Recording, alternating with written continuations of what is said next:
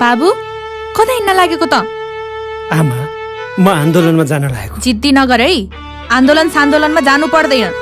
भोलि तँलाई केही भइहाल्यो भने? केही हुन्न हो आमा, म गए। यो देश बचाउनु छ हामीले।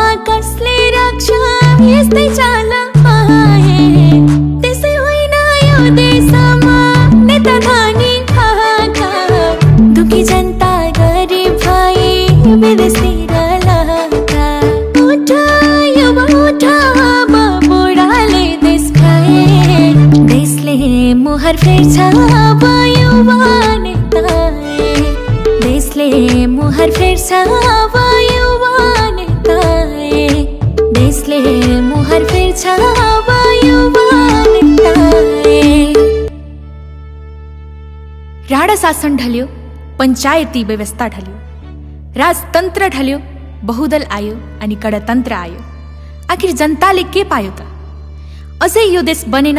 नेपाल आमाले सुखले सास फेर्ने कहिले त? जेनजी युवा आए, अब यो देश बन्छ कि? आशा गरौँ अब यो देश लुट्ने लुटेराहरू जेलको हावा खानेछन्। अब यो देश जेनजी युवाले बनाउनेछन्। देशमा प्रत्यक्ष निर्वाचित कार्यकारी बन्नेछ र यो देश समृद्ध बन्नेछ। गणतन्त्र ल्यायौँ भन्दै नेताले देश डुबाए, नेपालमा रोएकी छन् जनताले दुःख पाए।